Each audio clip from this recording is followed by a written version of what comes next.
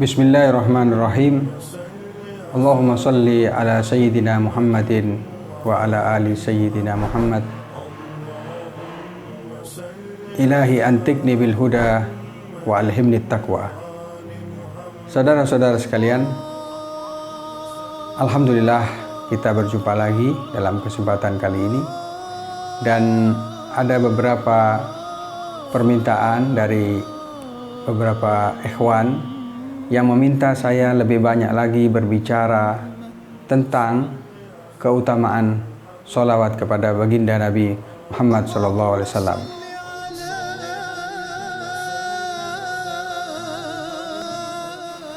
Kalau kita berbicara tentang keutamaan sholawat, itu seperti lautan yang tidak bertepi, karena semakin kita gali pahala dan keutamaan sholawat ini, maka semakin kita menjumpai betapa banyak pahala-pahala sholawat yang belum kita ungkapkan.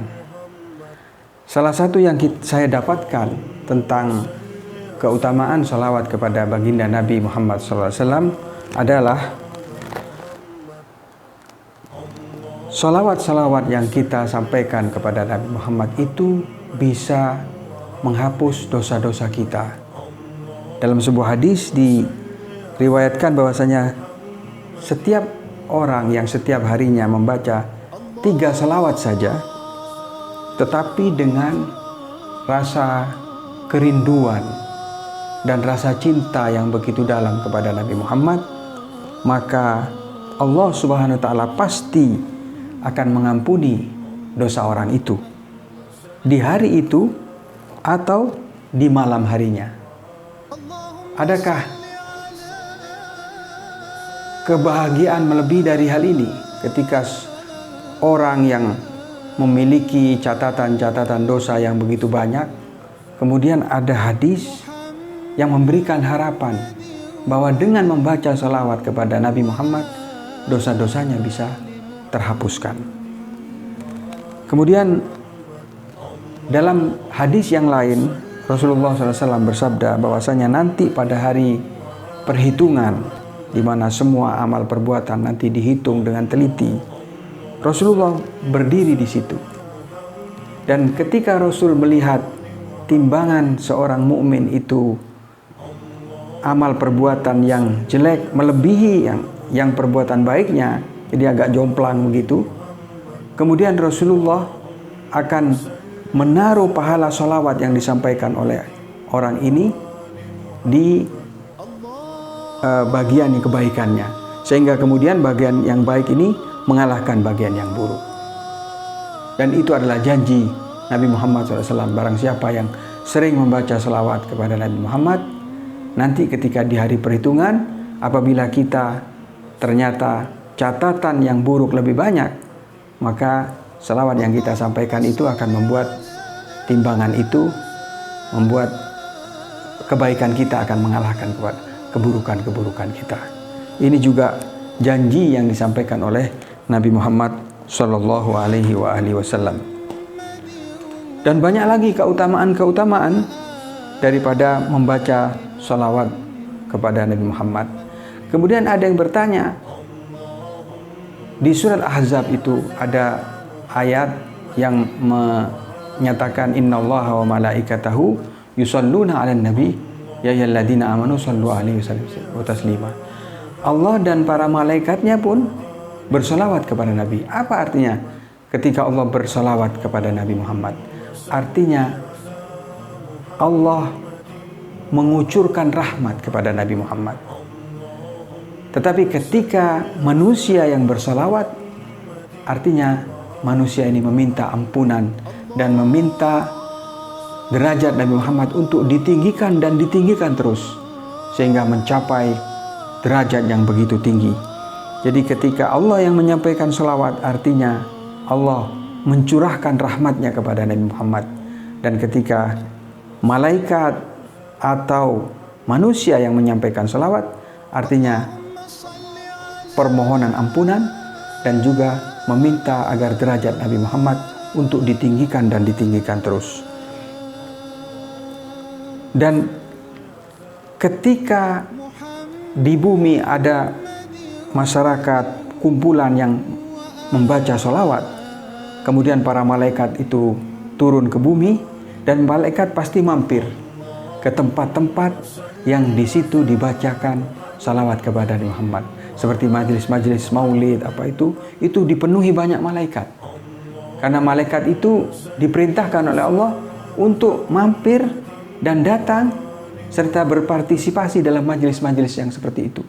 Oleh karena itu, kita merasakan ketika kita hadir di majelis maulid itu, kehadiran malaikat itu begitu tampak karena suasananya begitu menggembirakan dan cahayanya begitu hebat.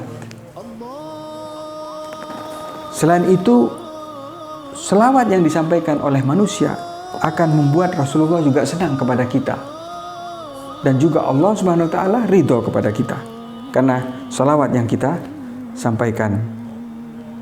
Kemudian ada riwayat lagi yang menyatakan, man nasiya sholata alayya, kata Nabi Muhammad, akhta'a tariqal jannah.